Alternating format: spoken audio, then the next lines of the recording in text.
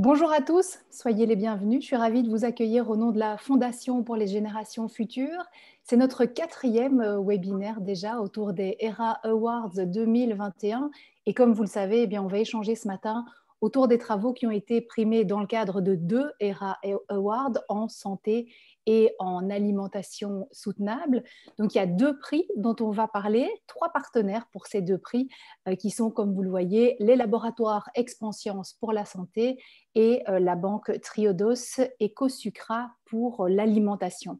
Alors, les jeunes diplômés qu'on va entendre aujourd'hui se sont distingués par leur approche à 360 degrés, qui est chère à la Fondation pour les générations futures et qui tient compte de quatre dimensions essentielles qui sont sociales, environnementales, économiques et participatives. Alors avant de se lancer dans le vif du sujet, je vais quand même vous faire quelques petites recommandations d'usage, histoire que tout le monde s'y retrouve bien au niveau technique ce matin.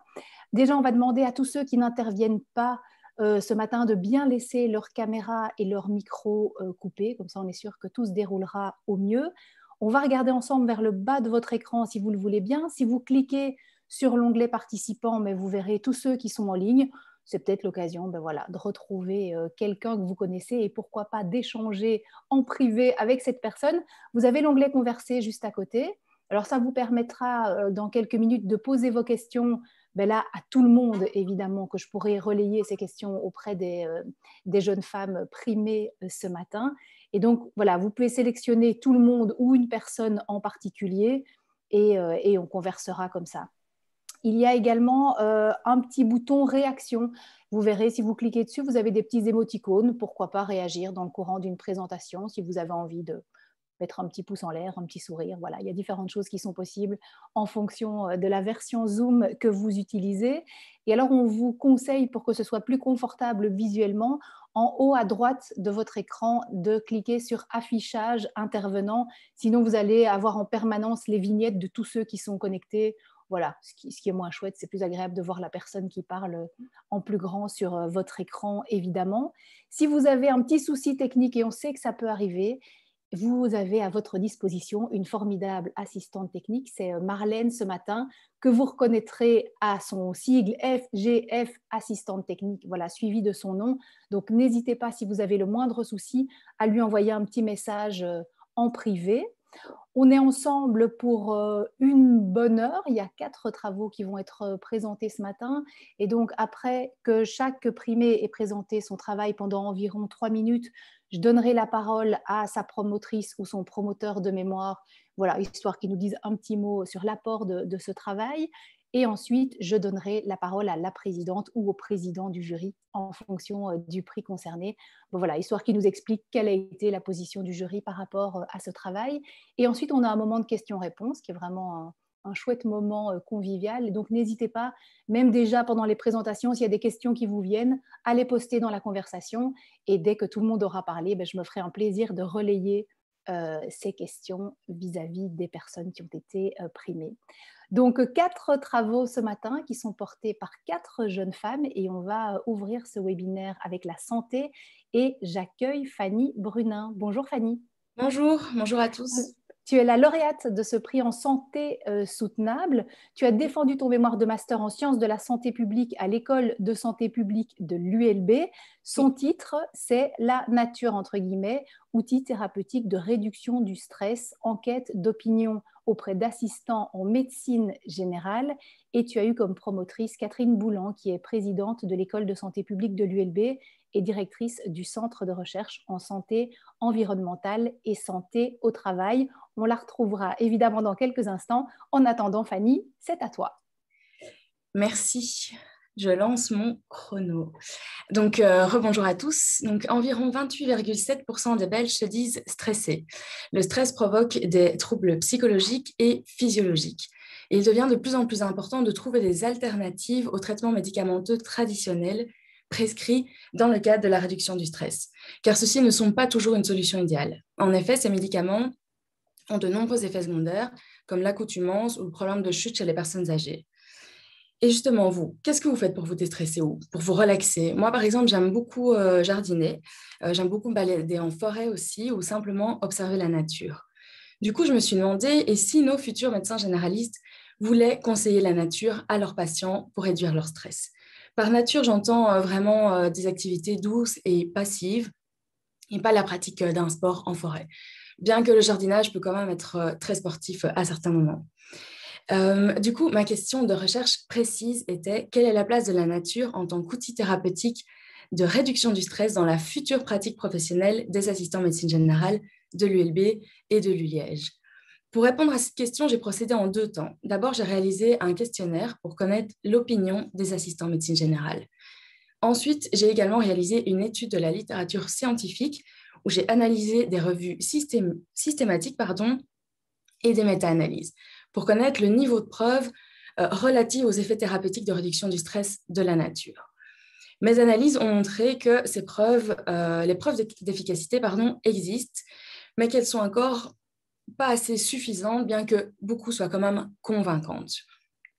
Quant aux assistants en médecine générale, la grande majorité, donc c'était 90 assistants sur 95, ont déclaré que oui, ils voulaient, en tout cas, ils envisageaient fortement de conseiller la nature à leurs patients pour la réduction du stress.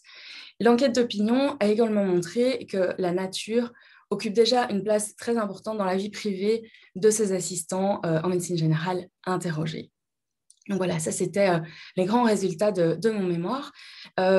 Pour poursuivre le mémoire, je pense qu'il serait intéressant de reconduire l'enquête d'opinion, cette fois-ci auprès d'un panel d'assistants en médecine générale bien plus important pour récolter davantage d'opinions et pourquoi pas directement interroger les médecins généralistes établis. Je pense aussi que, étant donné que la science évolue très rapidement, qu'il serait bon de réanalyser la littérature scientifique pour voir si actuellement les preuves d'efficacité des effets thérapeutiques de la nature ne sont pas justement arrivées à un stade dit suffisant. Et voilà. Merci beaucoup. Merci Fanny. On se retrouve évidemment dans quelques instants pour le question-réponse. Donc si vous avez déjà des questions à poser à Fanny, n'hésitez pas à les poster dans la conversation. Je les relaye dans quelques minutes. Et j'en profite pour préciser que tu seras aussi l'invité de l'émission radio Tendance Première qui est présentée par Véronique Tiberghien. Ce sera ce jeudi à 10h sur La Première. J'accueille à présent ta promotrice Catherine Boulan. Bonjour. Bonjour. Alors, évidemment, une question importante pour vous. Comment ce travail a-t-il fait avancer la réflexion ou les pratiques dans son domaine de recherche? Ce qu'on voit, c'est que globalement, pendant les études de médecine, il y a très peu de cours sur l'environnement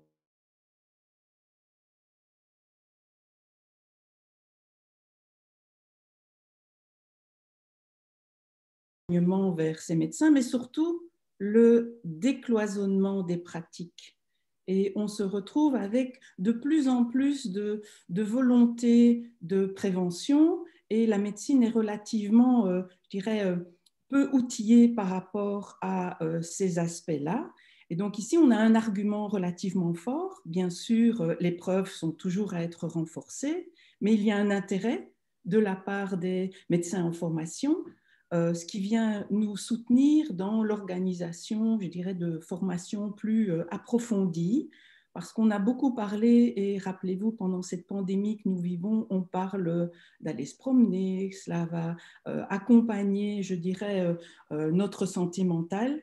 Et donc, je pense qu'ici, on se retrouve avec vraiment quelque chose qui peut à la fois soutenir la prévention, mais aussi la réduction de la prise de médicaments. Réduction de la prise de médicaments, éviter les effets secondaires, et puis aussi le fait que la fabrication de ces médicaments a certainement une empreinte environnementale indéniable. Donc, on se retrouve avec un volet, je dirais, scientifique, mais aussi une pratique qui rencontre les objectifs à 360 degrés. Effectivement. Merci beaucoup, Catherine Boulan, pour votre intervention.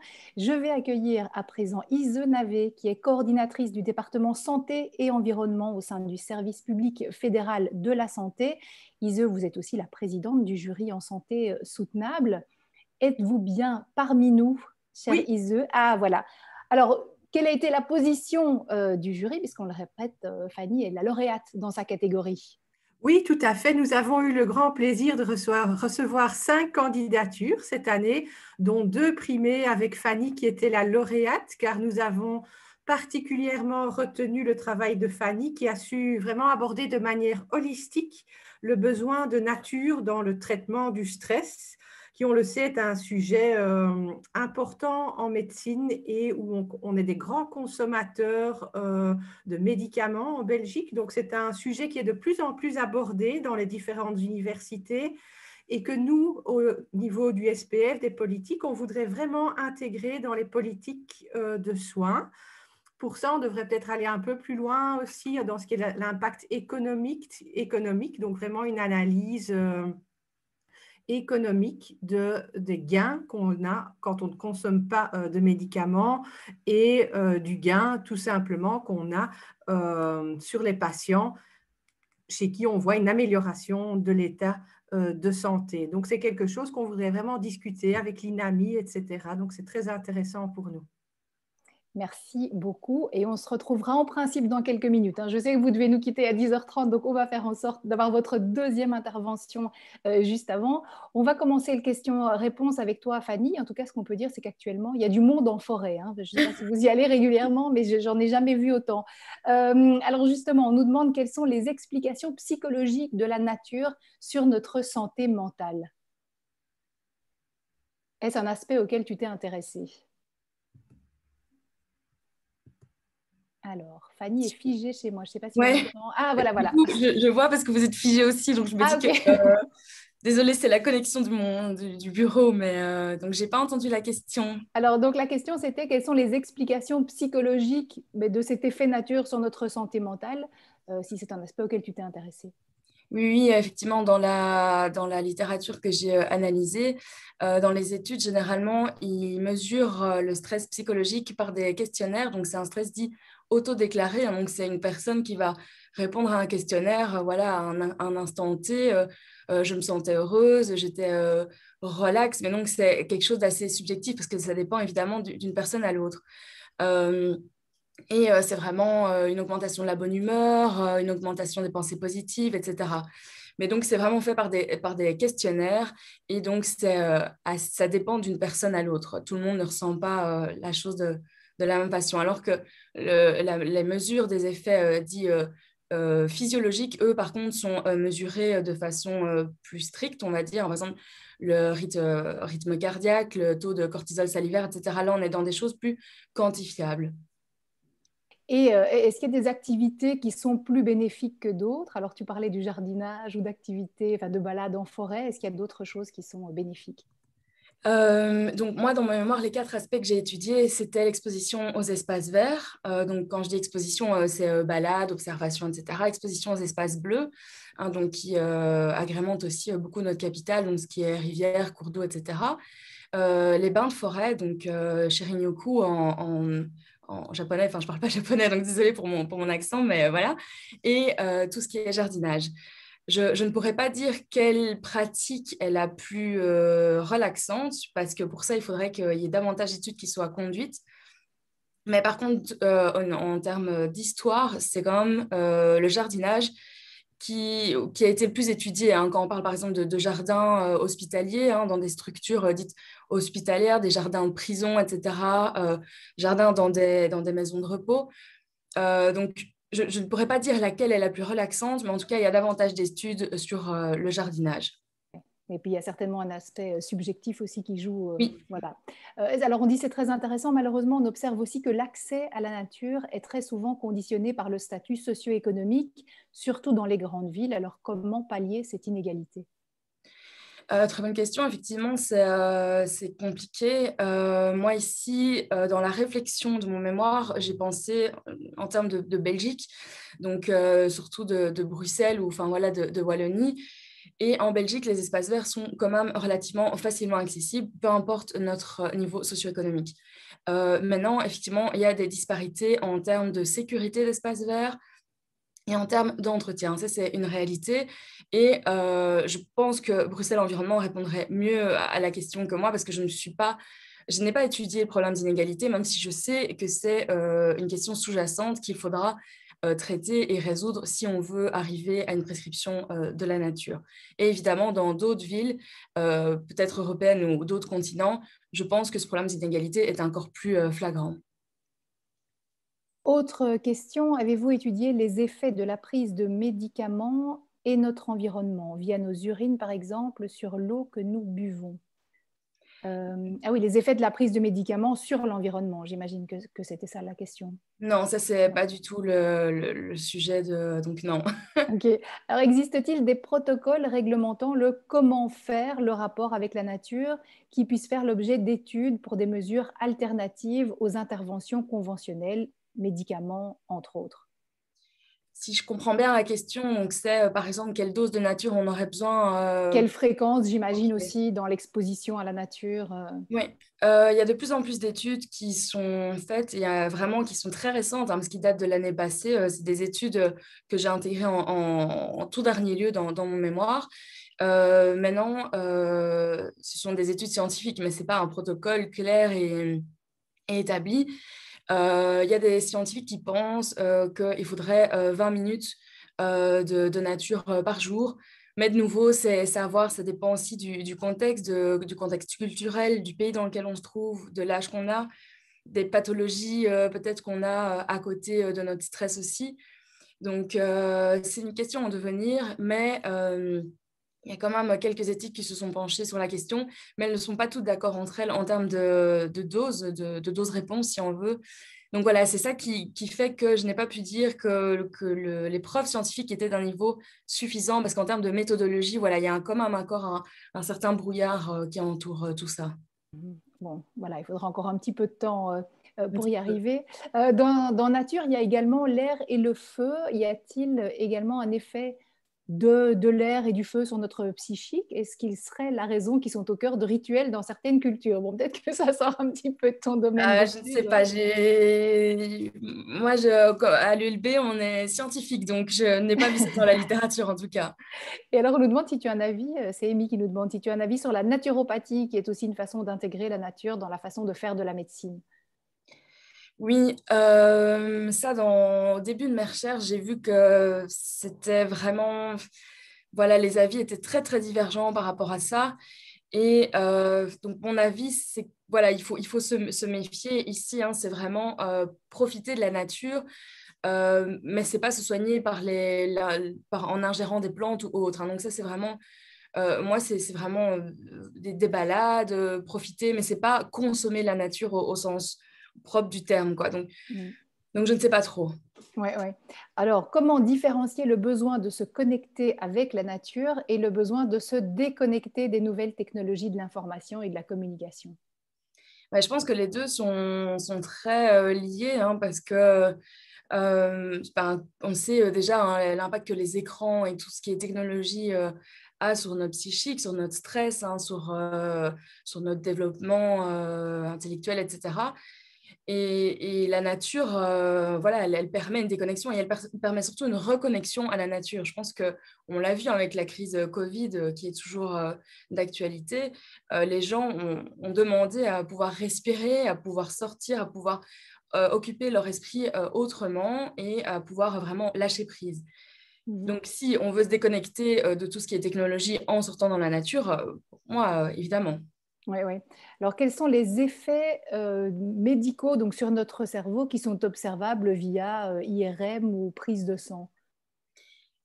IRM, j'ai pas vu ça dans la littérature, mais c'était vraiment tout ce qui était niveau de cortisol, hein, donc salivaire ou sanguin, et tension artérielle, et diminution du rythme cardiaque et tout ce qui entoure le rythme cardiaque, fréquence cardiaque, etc. Donc c'était surtout autour de ça, mais IRM, ça, j'ai pas vu dans la littérature. Maintenant, peut-être que entre-temps, Voilà, ça existera peut-être à un peut-être. moment.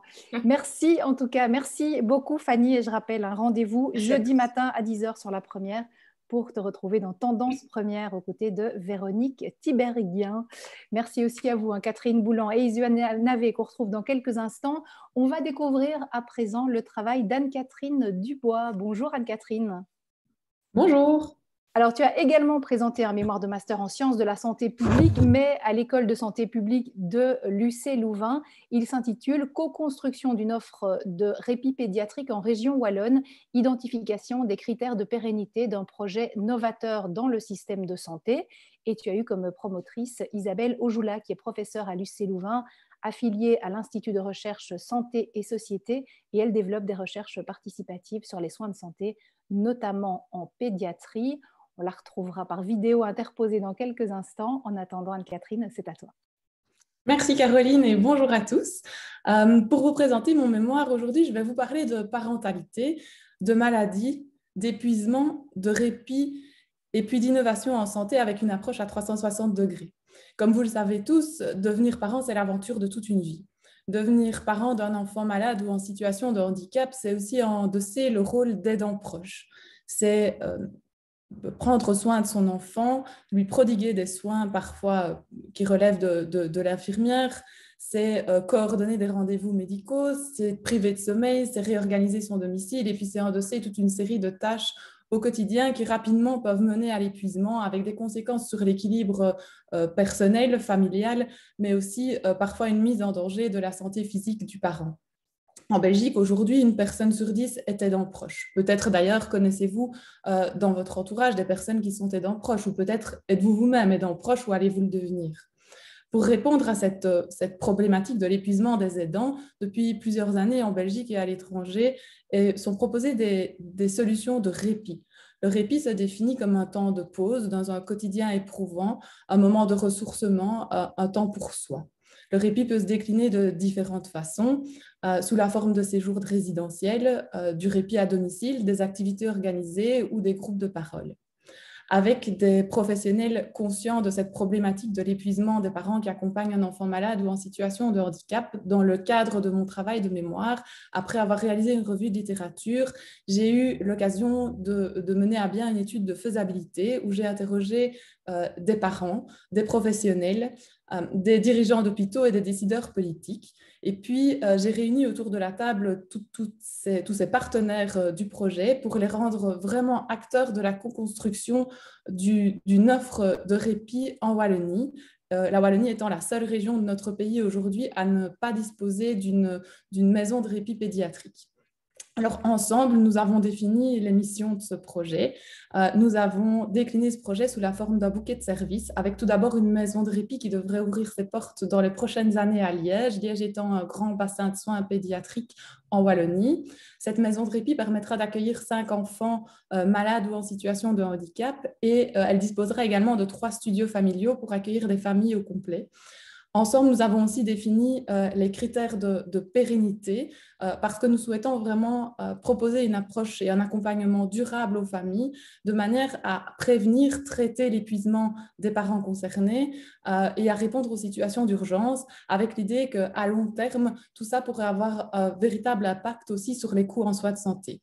Alors, nous avons décidé ensemble de mutualiser aussi les énergies qui existent déjà en région liégeoise avec le soutien des hôpitaux partenaires.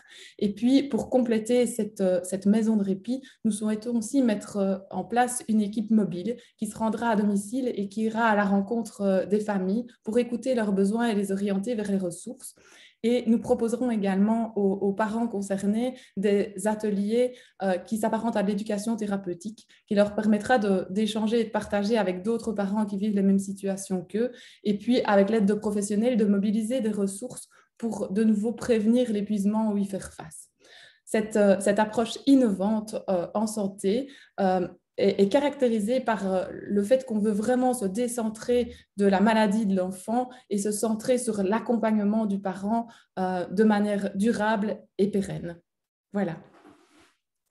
Magnifique, merci beaucoup Anne-Catherine. Alors dites-moi du côté de la Fondation si ça vous convient, mais comme Isenavé doit nous quitter, je propose qu'on l'écoute avant d'entendre le petit message qu'a enregistré pour nous Isabelle Ojoula. J'imagine que ça vous va. Isenavé, on a envie de vous entendre hein, évidemment. Quelle a été la position du jury par rapport au travail d'Anne-Catherine ? Oui, merci beaucoup. Le jury et moi, nous félicitons vraiment votre travail, Anne-Catherine. Vous êtes infirmière pédiatrique et vous avez traité un sujet qui est vraiment un besoin de terrain qui est donc de soutenir les aidants proches des petits patients en pédiatrie. Je pense que maintenant, avec la crise du Covid, ça a été encore plus mis en lumière ce besoin qu'ont les aidants proches d'être soutenus au quotidien par des actions telles que la vôtre. Donc, nous pouvons que vous féliciter. Nous espérons vivement que cela donnera des résultats concrets aussi. Merci. Merci beaucoup Isenavé d'avoir été des nôtres ce matin. Voilà, on vous libère, puisque je sais que vous avez une réunion qui commence dans quelques instants. On va écouter tout de suite le petit message qu'a laissé pour nous Isabelle Ojoula. N'hésitez pas déjà à poser votre question, vos questions même, Anne-Catherine, dans la conversation. Isabelle Ojoula qui a répondu à cette question, mais comment le travail d'Anne-Catherine fait-il avancer la réflexion au niveau scientifique et sociétal? On va l'écouter tout de suite. Je suis Isabelle Ojoula et j'ai eu la chance d'accompagner Anne-Catherine Dubois dans la réalisation de son mémoire de master en sciences de la santé publique. Le travail d'Anne-Catherine Dubois a permis de faire connaître un besoin sociétal important qui est celui du répit pour les parents d'enfants vivant avec une maladie chronique ou en situation de handicap. Ces parents, comme tout aidant proche d'une personne rendue vulnérable et dépendante par la maladie ou le handicap, prodiguent au quotidien des soins physiques, psychologiques et relationnels qui peuvent les mettre eux-mêmes à risque d'épuisement physique et mental. Or, notre système de santé aujourd'hui n'est peut-être pas suffisamment attentif ou ne se préoccupe peut-être pas suffisamment de la santé des aidants proches qui sont véritablement un pilier du système de soins et de santé. L'originalité du travail d'Anne-Catherine Dubois a consisté à entendre des représentants de tous les acteurs concernés par cette problématique et de les rassembler pour qu'ils construisent ensemble, dans le cadre d'un dialogue, des propositions de solutions innovantes, pertinentes et adaptées au contexte auquel elles sont destinées. Cette démarche de co-construction rigoureuse est décrite dans le mémoire d'Anne-Catherine Dubois et peut inspirer utilement d'autres innovations à venir dans le cadre du système de soins et de santé. Je suis particulièrement heureuse que le travail d'Anne-Catherine Dubois soit mis à l'honneur aujourd'hui dans le cadre des ERA Awards.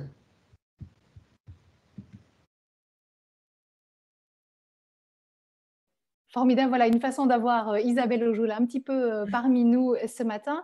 Anne-Catherine, on va passer aux questions-réponses. Alors, on nous demande s'il ne manque pas un statut officiel du ou des parents aidants afin de pouvoir mieux les encadrer et être reconnus officiellement.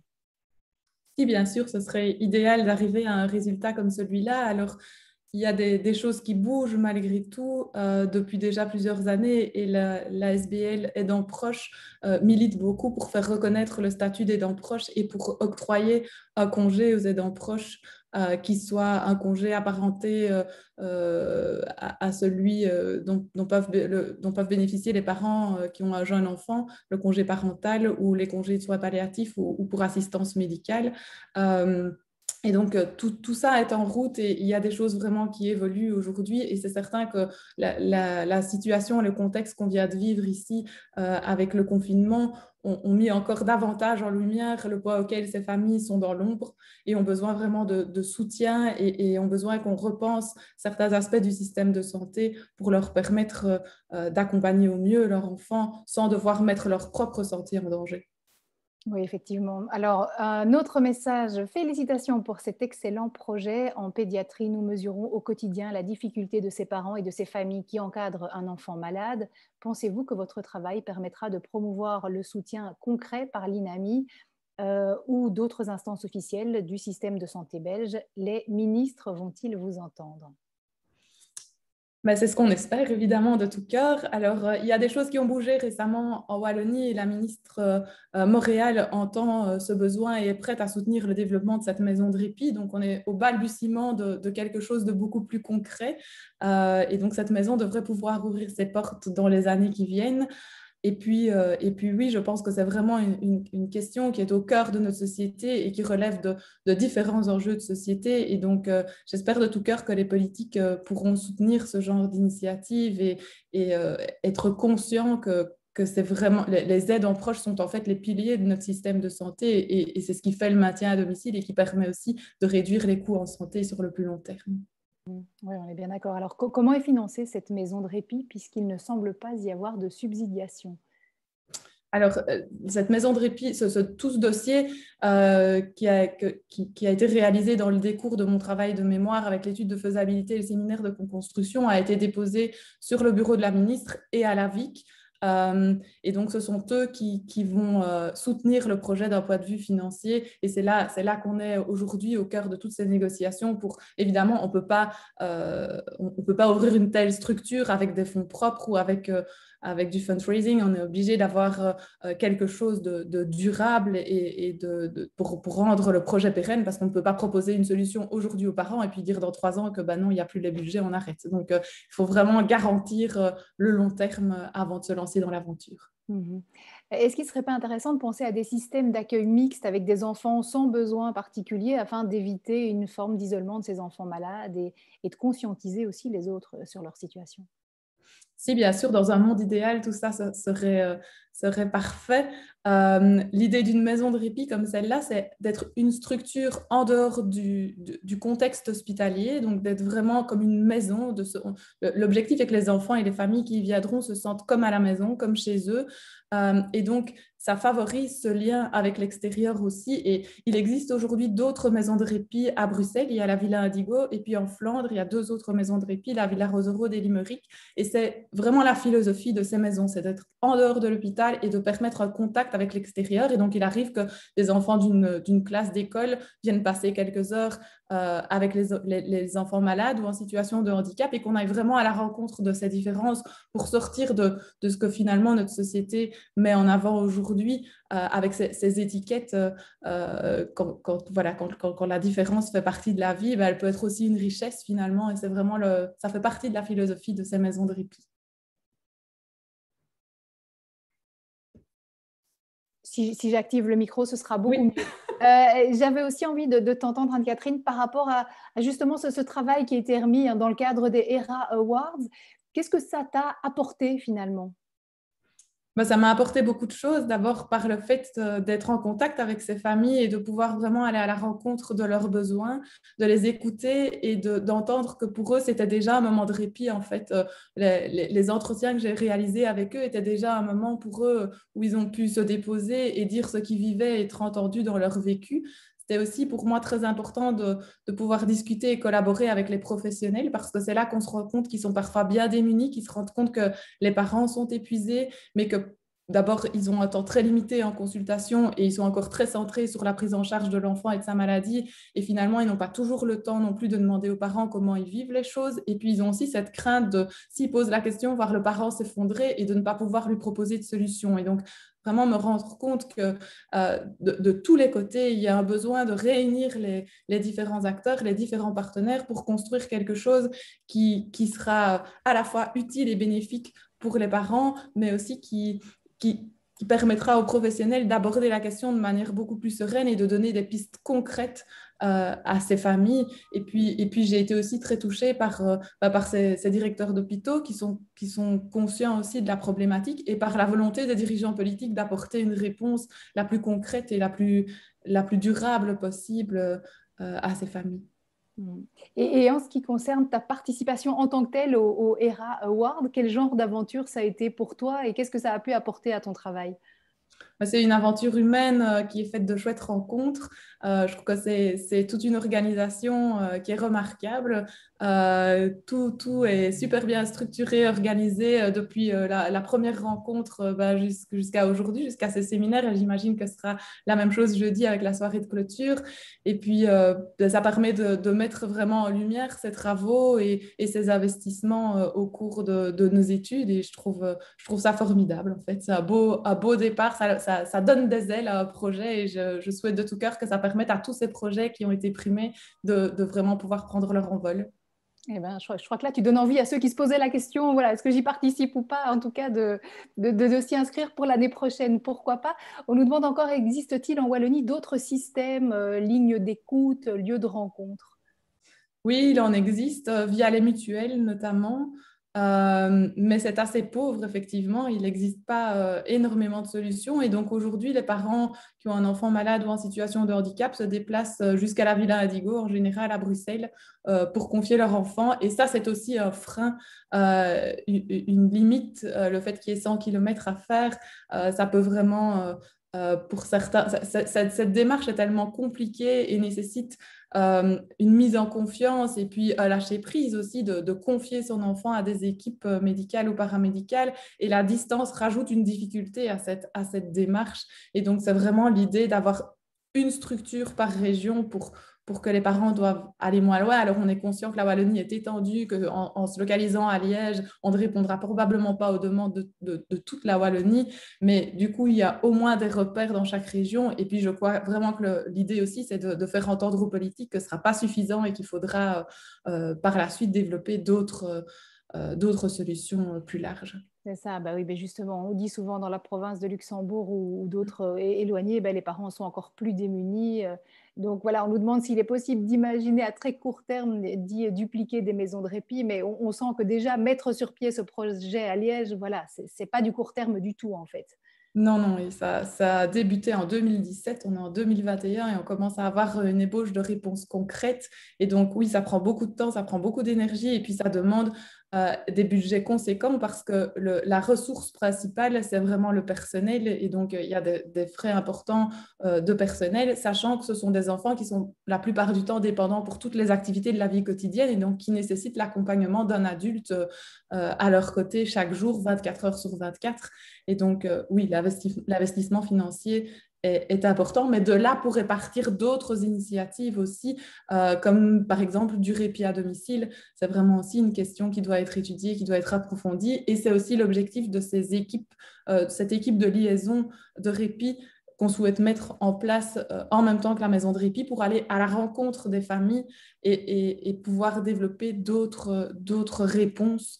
Parce qu'il y a finalement autant de réponses à développer qu'il y a de familles concernées. Chacun vit ça avec son contexte, avec sa réalité. Et donc, il faut vraiment être créatif, imaginatif pour pouvoir répondre à tous les besoins le mieux possible. Et on sent que tu explores toutes les pistes possibles, en tout cas dans le cadre de ce travail. Merci beaucoup, Anne-Catherine. On va poursuivre à présent. On va passer à une autre catégorie au prix dans les ERA Awards en alimentation soutenable. Et le troisième mémoire présenté ce matin, c'est celui d'Amy Sker. Alors, Amy, tu as présenté un mémoire de master en sociologie à la faculté des sciences économiques, sociales et politiques de l'UC Louvain. Son titre, les pratiques d'alimentation durable au sein d'un public précarisé. Ton promoteur est Geoffrey Pleyers, qui est maître de recherche au FNRS, professeur à l'UC Louvain et vice-président de l'Association internationale de sociologie. On l'écoutera dans quelques instants. En attendant, Amy, si tu es bien parmi nous. Oui, voilà, bonjour tout le monde. Voilà, formidable. Eh bien, c'est à toi, on se retrouve dans quelques minutes. Merci. Alors, moi, j'ai fait mes études à Louvain-la-Neuve. Je ne sais pas s'il y en a qui connaissent un peu comment ce campus fonctionne, mais en très résumé et en très cliché, au final, c'est un grand nid d'écolos qui sont un peu de classe moyenne au minimum.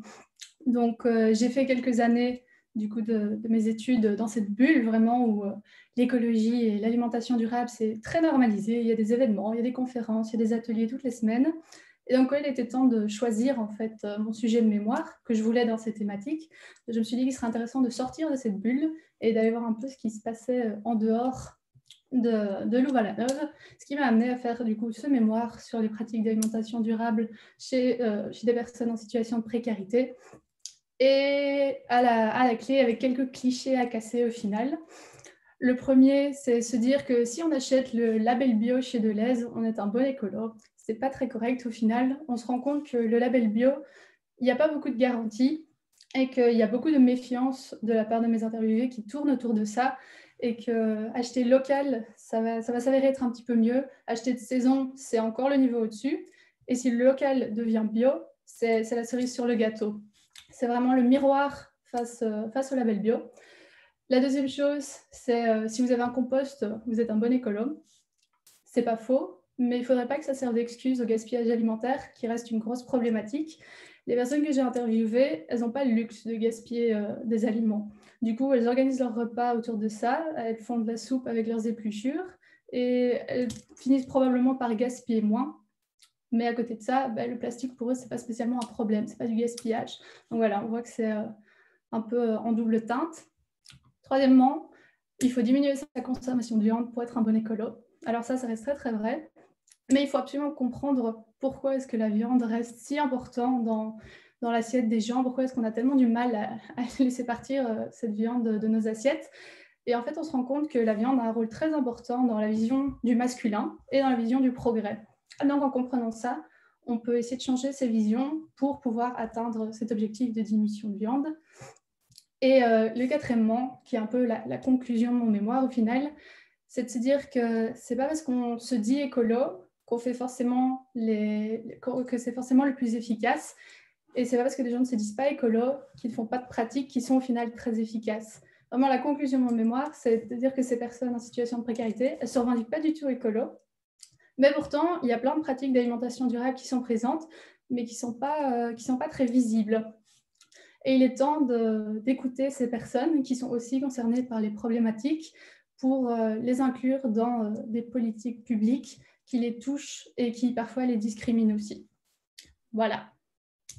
Merci beaucoup, Amy. On se retrouve dans quelques minutes pour le question-réponse. Donc, je vous invite à déjà poser toutes vos questions. Je les relayerai dans quelques instants.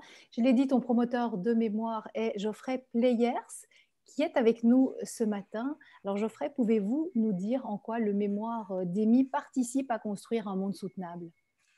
Oui, tout à fait. Merci beaucoup. Bon, d'abord, je suis vraiment très content de voir ce mémoire brillant, reconnu ici. Je pense que c'est un mémoire, il faut le souligner, qui a été réalisé aussi avec beaucoup de rigueur, une très bonne connaissance de littérature, une grande sensibilité au terrain. Et puis, auprès des classes populaires, c'est quand même trop rare, en fait. Trop souvent, parfois, on voyage très loin pour faire des recherches en sociologie, pour être un peu dépaysé.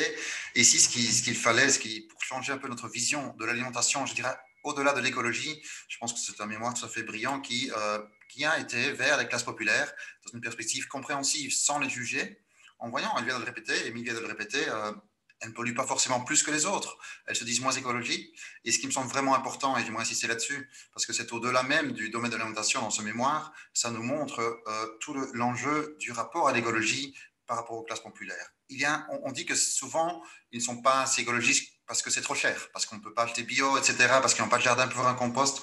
Mais en fait, c'est bien plus compliqué que ça. Il y a une vraie méfiance par rapport à l'écologie dominante dans ce qui est mis au jour entre les lignes de ce mémoire tout à fait stimulant. Et avec des questions simples, on est obligé de transformer notre regard sur l'écologie aussi. Si on veut tous ensemble aller vers un monde plus durable, mais aussi une meilleure qualité de l'alimentation pour les couches populaires précaires, eh bien, il ne suffit pas de faire plus, d'étendre la manière dont nous pensons l'écologie, de mettre des labels bio partout, etc. Non, il faut vraiment comprendre leur vision du monde, comprendre comment ces personnes vivent aussi et ne pas imposer cette écologie, Amy dit que c'est un peu bobo parfois. Et donc, ça nous oblige finalement, c'est un mémoire qui a à la fois une portée très... il faut penser le monde aussi autrement avec eux, parce que, bien sûr, ils font partie du problème. Elles polluent, ces couches populaires précaires, bien sûr, elles polluent aussi, moins que les couches plus aisées, certainement. Mais en même temps, elles peuvent aussi faire partie des solutions. Et pour ça, une perspective compréhensive comme l'a fait Amy Sher dans son mémoire, c'est assez rare, en fait. Et je pense que c'est fait à la fois avec beaucoup de compréhension, mais aussi une très bonne connaissance de la littérature. Et je pense que ça pose simplement les bonnes questions, bien au-delà du secteur de l'alimentation. Comment est-ce qu'on peut faire tous ensemble pour essayer de polluer un petit peu moins, ou pour sauver la planète, comme on dit aujourd'hui? Eh bien, pour ça, il faut aussi d'abord arriver à dialoguer et comprendre les autres. Et c'est ça que nous montre ce mémoire tout à fait brillant. Merci beaucoup pour cette intervention, Geoffrey Pleyers. La parole revient à présent à notre président du jury en alimentation soutenable, c'est Thierry Nouzen. Vous êtes le fondateur et le directeur général de la chocolaterie Belvas. Alors, quelle a été la position du jury par rapport au travail d'Amy ? Bonjour Caroline et tout le monde. C'est vrai que, sincèrement, Amy, on a très fort hésité entre ton travail et celui de Lara parce que ton travail est un sujet extrêmement important. On a trouvé que c'était tout à fait dans le thème de l'innovation soutenable, de ce qu'il faut faire dans la société. Il était très bien.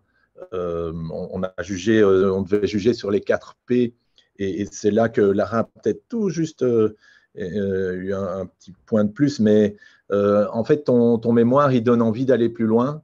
Et c'est ce que je voulais te dire aujourd'hui, c'est que de la part du jury, on te remercie d'avoir ouvert cette porte. C'est assez complexe, l'alimentation soutenable, puisque ça touche tout le monde et énormément de secteurs. Mais ce que tu as ouvert là, c'est quelque chose qui n'a pas encore été tellement abordé et qui est capital. Merci à vous. On vous retrouvera évidemment après la présentation de Lara, justement. En attendant, on va passer aux questions-réponses. Les questions affluent pour Amy. Alors, merci pour cette présentation. Pouvez-vous nous parler de votre méthodologie, votre terrain? Quelles personnes avez-vous interviewées? Combien, etc. Oui, pas de souci. Alors en fait, mon terrain, j'ai réussi à l'avoir grâce à un projet qui était en place et que j'ai rejoint à travers mon stage. Ça s'appelle le projet ADIN. C'est un projet européen Interreg, pour ceux qui connaissent, et ça parle d'alimentation durable inclusive. Donc voilà, j'ai fait mon stage là et ça m'a permis d'accéder du coup à des ateliers qui essayaient de sensibiliser des personnes en situation de précarité à ces questions d'alimentation durable d'une manière inclusive, et ça a amené à mon mémoire. Donc j'ai autant fait de l'observation participante quand je participais à ces séances, et grâce à ça j'ai eu des contacts avec au final 11 personnes que j'ai pu interviewer qui ont participé à ces ateliers. Alors l'échantillon, c'est un peu mon point faible parce que je me suis retrouvée avec beaucoup de femmes pensionnées ou sur la mutuelle en incapacité de travail. Donc, c'est vrai qu'il y aurait matière à agrandir l'échantillon. Mais voilà, c'était principalement ça, des entretiens compréhensifs et de l'observation participante. Est-ce que le prix des aliments sains ne sont pas le vrai frein pour les familles précarisées, ce qui les empêche de consommer durable et au détriment de leur santé? Pas spécialement. J'ai eu des personnes avec qui je me suis entretenue qui n'avaient pas de problème à payer plus cher, par exemple, pour acheter local. Parce qu'il y a toutes des valeurs derrière, par exemple la solidarité avec les fermiers ou la convivialité qu'il y a autour de ça. Donc, clairement, le prix joue un rôle, mais je dirais aussi que par rapport aux priorités que les gens mettent, etc., s'ils avaient envie de payer plus cher pour de la nourriture, que ce soit label bio ou autre, ils pourraient le faire. Ça dépend un peu des priorités de chacun, mais c'est un facteur à prendre en compte très certainement. Alors la perception parfois faussée d'une alimentation durable qui ne l'est pas tellement, n'est-elle pas aussi due au greenwashing? Comment lutter contre cela? Aussi pour la viande, il y a aussi une très grosse pression de la part du monde agricole pour bloquer les démarches de réduction de consommation. Alors comment concilier ces deux intérêts? C'est très compliqué, c'est ça tout l'intérêt du mémoire. Je vais juste me permettre, c'est une longue question, du coup je vais reprendre. Donc oui, le greenwashing, évidemment, ça a un énorme rôle et on voit que ça complique en fait énormément la compréhension de ce qu'il faut faire pour faire des pratiques plus écologiques. Ça, c'est vraiment une chose que mes interviewés ont mentionné. C'est les informations qui varient tout le temps et au final, on ne sait juste plus en quoi croire. Un jour, c'est bien, l'autre jour, on a découvert quelque chose, ça ne va pas. Et le greenwashing qui met des petits logos verts sur tous les nouveaux produits, ça complique énormément de choses et tout le monde n'a pas le luxe de se renseigner constamment là-dessus. Lutter, c'est à un niveau très politique au final, donc un engagement politique serait adapté pour moi, mais voilà, on sait que c'est un peu compliqué l'engagement politique à ce niveau-là. Donc, oui, voilà. Et pour la viande aussi, puisqu'on parlait de la grosse pression du monde agricole, comment faire pour qu'on limite la viande en préservant leurs intérêts aussi?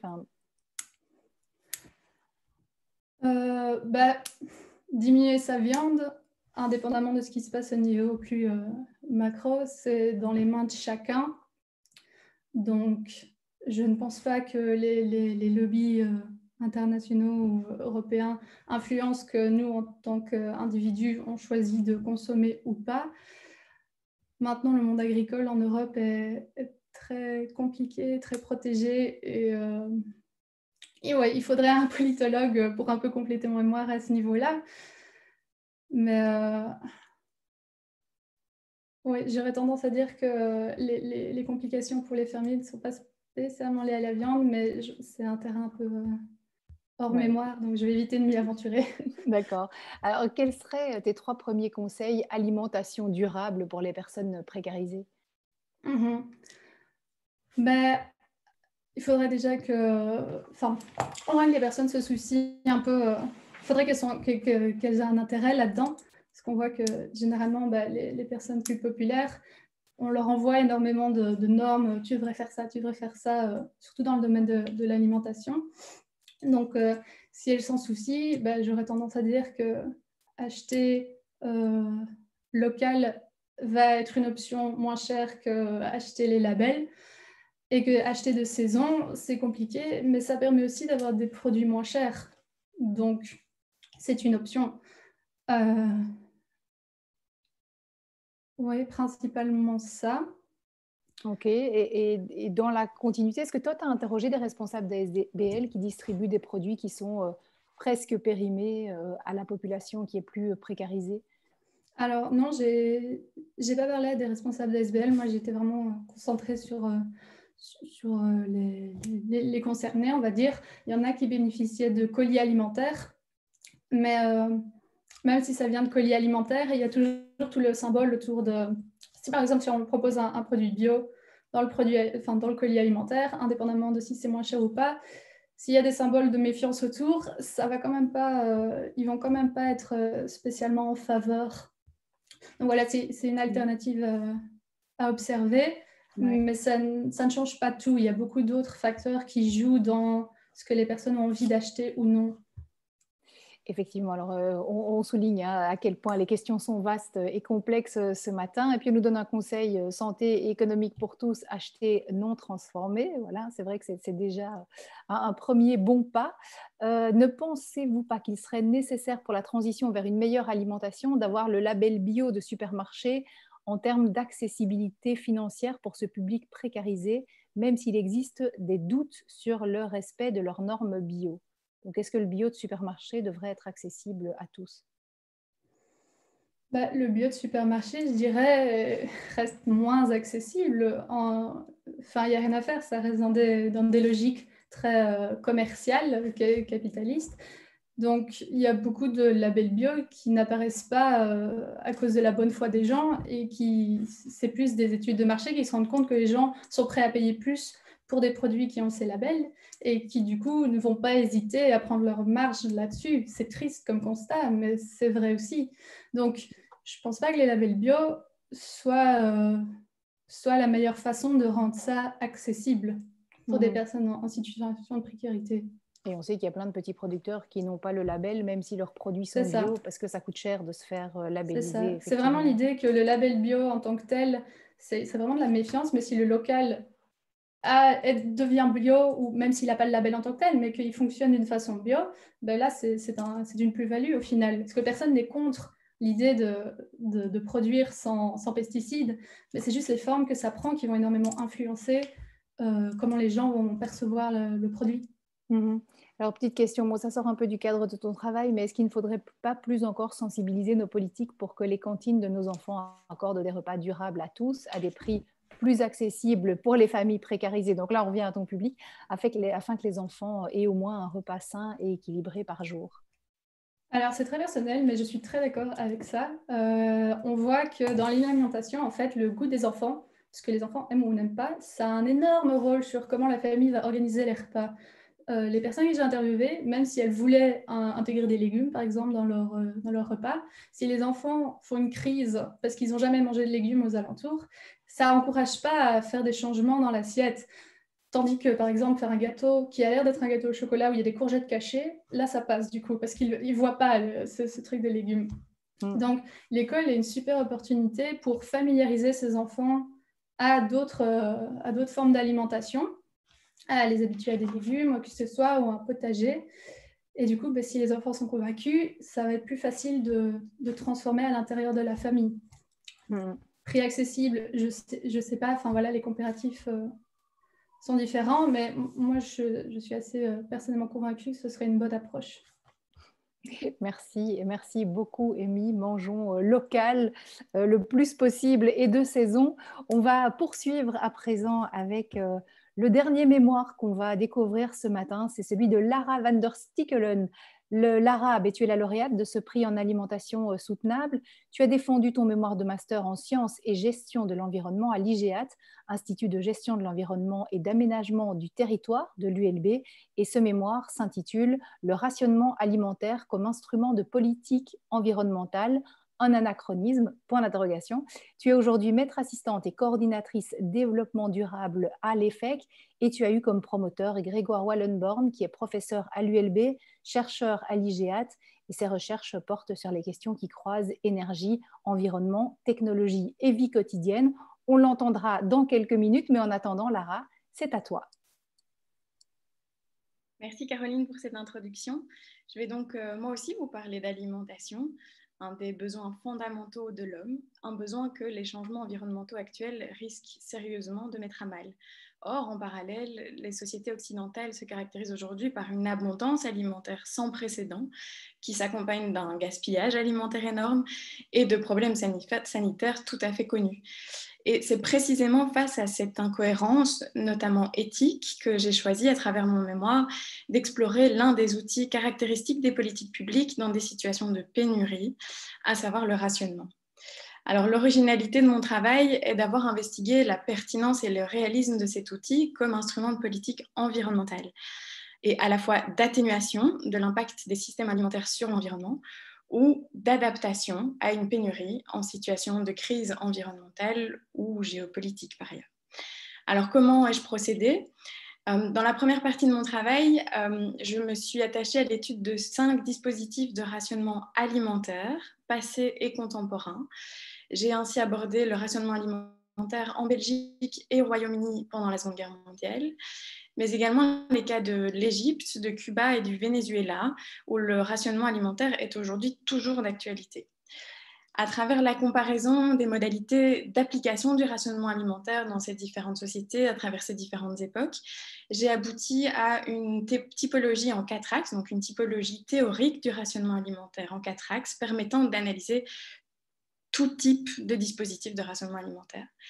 Puis par ailleurs, j'ai également mis en lumière l'intégration du rationnement alimentaire dans un ensemble de mesures économiques, fixation des prix par exemple, subsides, mais aussi des mesures de planification, c'est-à-dire de contrôle de toute la chaîne d'approvisionnement alimentaire.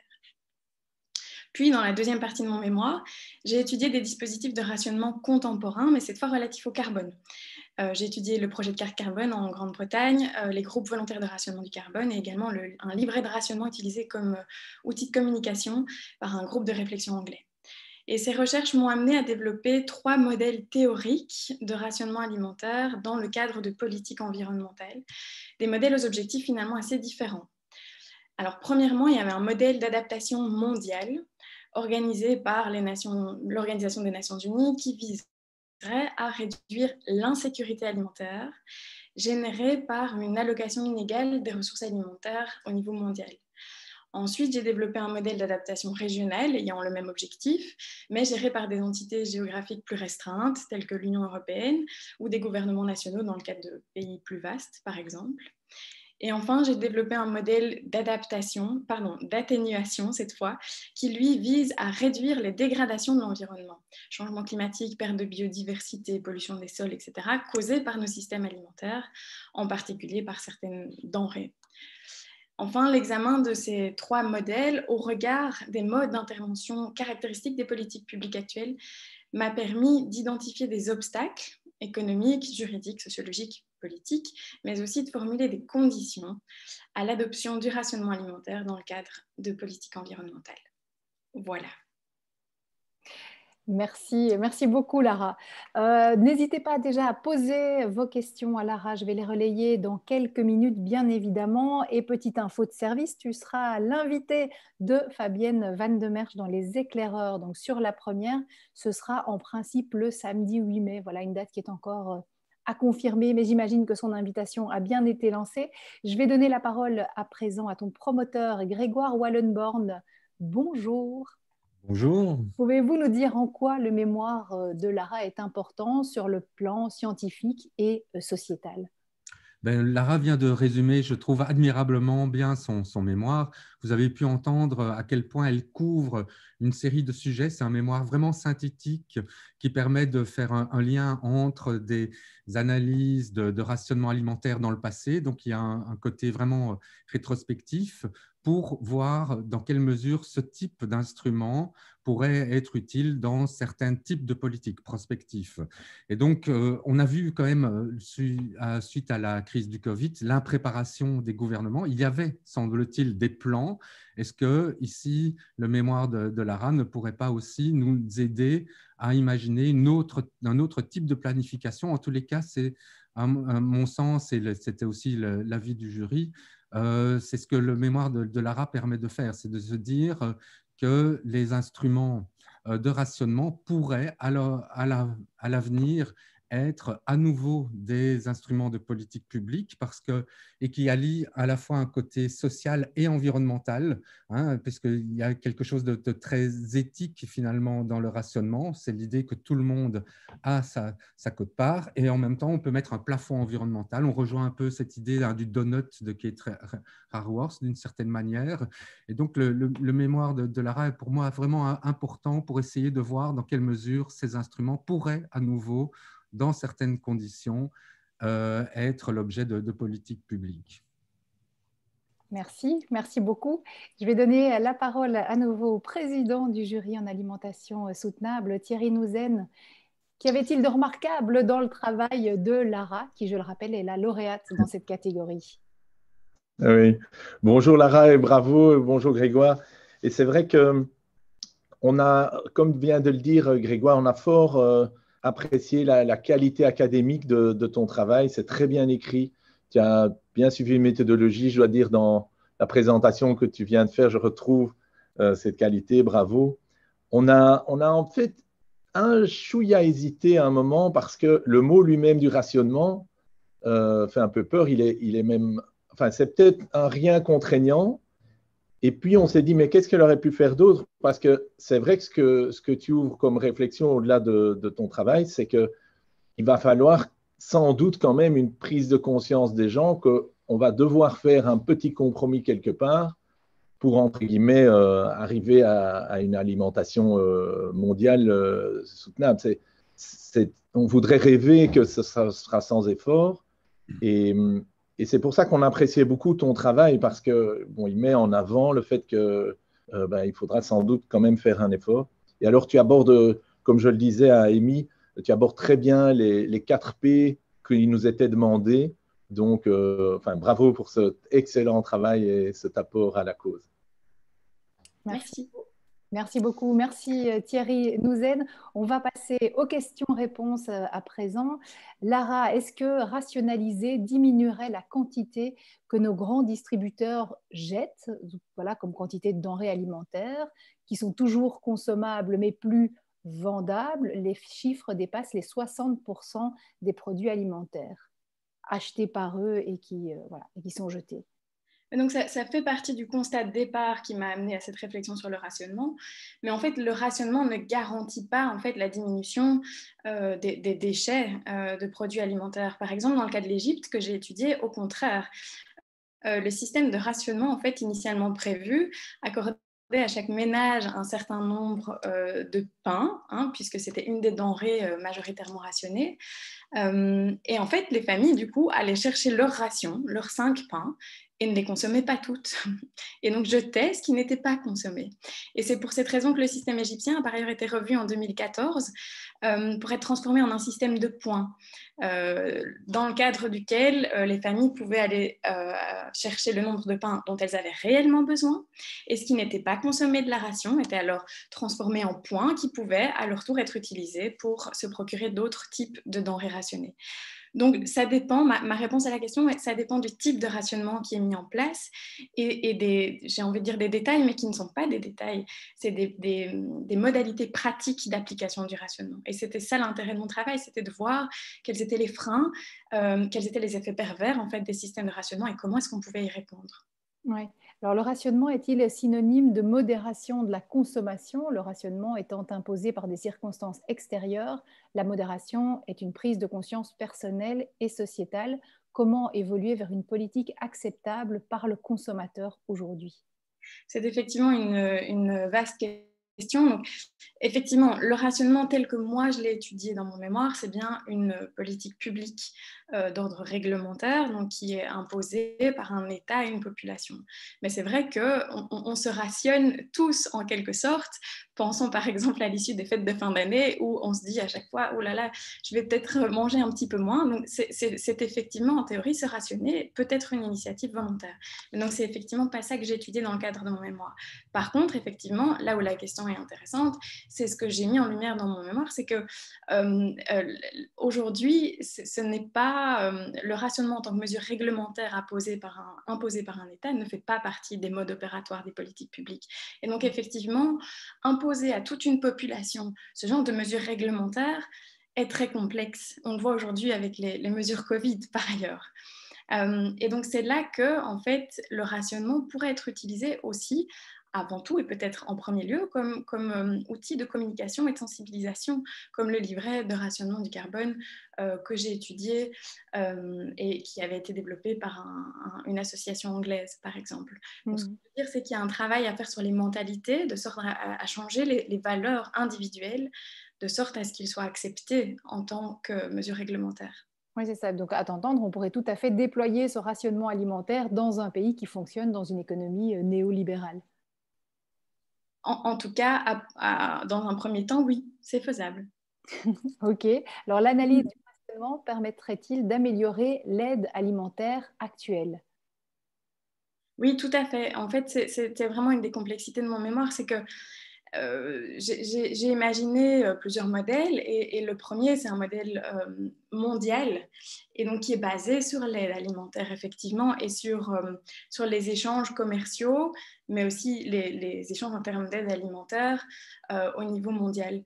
Et donc oui, tout à fait, ça pourrait faire partie des objectifs d'un modèle d'adaptation au niveau mondial, oui. Et alors justement, quelles seraient les conditions nécessaires à la mise en place d'un rationnement alimentaire selon toi? Avant tout, et comme je le disais, je pense que ce serait la question de la mise en récit des limites planétaires. Et ce serait vraiment l'intégration et la validation du caractère contraignant des limites planétaires au sein desquelles nos sociétés doivent s'organiser pour fonctionner. Et je pense que ça, c'est un récit porté par le rationnement, c'est aussi un récit que le rationnement peut porter. Mais donc, il y a une sorte de double mouvement là. On a besoin de cette mise en récit pour que le rationnement puisse fonctionner, mais le rationnement peut lui aussi aider à cette mise en récit. J'espère que je me fais comprendre. Oui. As-tu eu l'occasion de discuter, de débattre de ton travail? Et si oui, quelles réactions as-tu reçues? J'ai eu beaucoup d'opportunités de débattre de mon travail avec mon promoteur, avec Grégoire d'une part, des discussions toujours vivantes et intéressantes, avec d'autres aussi, avec les étudiants qui étaient avec moi au sein de mon master. Et il y avait beaucoup de réticence, effectivement. Et la première fois que j'ai prédéfendu mon mémoire, d'ailleurs, devant un autre jury qui n'était pas le jury, mon jury final, il y a eu quand même pas mal de réactions assez violentes, une surprise, parce qu'effectivement, quand on dit le mot rationnement, ça fait peur, parce que dans nos sociétés, ça évoque un passé traumatique, celui de la guerre mondiale, et dans beaucoup de sociétés, on l'associe à des privations avant tout. Or, comme le ressoulignait Grégoire, le rationnement, son objectif principal, c'est la garantie d'un minimum de partage. Donc, c'est un objectif avant tout social, un objectif éthique, et c'est ça qui mérite d'être mis en avant. Alors, la semaine dernière, les producteurs, hop, le message s'en va tout d'un coup, les producteurs de pommes de terre bio ont lancé un cri d'alarme. Leur production a été importante et n'est pas achetée par les supermarchés qui avaient déjà dépassé commande à d'autres producteurs dans d'autres pays. Faut-il rationner la production pour ne pas devoir jeter? Faut-il voir la consommation autrement? Quand il n'y a plus de produits locaux, les supermarchés n'ont qu'à proposer un autre produit local plutôt que d'importer ici des pommes de terre. Ce qui est sûr, c'est que le rationnement, comme je l'ai évoqué, c'est une limitation de la consommation, mais on ne peut pas limiter la consommation sans avoir un impact sur la production. Et c'est bien un des points sensibles de rationnement, c'est ce contrôle un peu global sur la chaîne d'approvisionnement, parce que influencer la consommation sans autre forme d'intervention déséquilibre complètement l'équilibre de l'offre et la demande. Et ça, c'est pas envisageable dans notre économie telle qu'elle est aujourd'hui. Donc effectivement, ça veut dire, implémenter un rationnement veut dire travailler main dans la main avec les producteurs et avec les distributeurs. Et si on est dans un rationnement d'ordre environnemental, c'est-à-dire un rationnement qui est profondément toujours éthique et social, il faut garder ces critères-là en tête dans ces discussions avec les différents acteurs de la chaîne d'approvisionnement alimentaire. Alors, dernière petite question. Dernière petite question, Lara. Est-ce que plutôt que rationaliser, partager justement ne serait-il pas une solution plus acceptable pour ne pas limiter ceux abondants, voilà, pour offrir aux cibles d'EMI, voilà, les plus précarisés, pour ne pas limiter ceux qui consomment, j'imagine, abondamment et voilà, pour offrir aussi aux cibles d'EMI qui sont les plus précarisées. Mais je pense qu'on est juste dans une différence de terminologie. C'est ça, ouais. En fait, rationaliser, c'est partager justement. C'est l'objectif premier. Dans aucun des exemples que j'ai pu étudier à travers mon mémoire, on rationne pour rationner.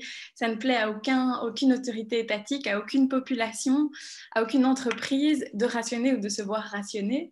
On rationne pour garantir à tout le monde d'avoir accès à des denrées qu'on considère être fondamentales, à des prix justes. C'est ça le fondement du rationnement. Voilà, merci pour ces précisions, Lara. Merci à toi et merci évidemment aux autres jeunes femmes qui ont présenté leur travail ce matin.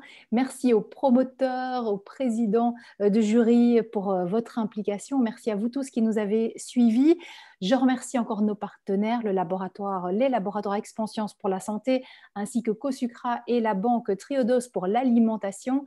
Merci aussi à toute l'équipe de la Fondation pour les générations futures. Ce webinaire, vous pouvez le revoir et le partager aussi via le site de la Fondation fgf.be/ERA. On se retrouve demain à 10h pour échanger autour des ERA Awards en finance soutenable. Je vous donne également rendez-vous jeudi, ce 29 avril à 20h pour une soirée festive autour des ERA Awards. Elle sera diffusée en première sur la chaîne YouTube de l'UC Louvain. Voilà, merci à tous d'avoir été là. Bonne suite et à bientôt. Bonne journée.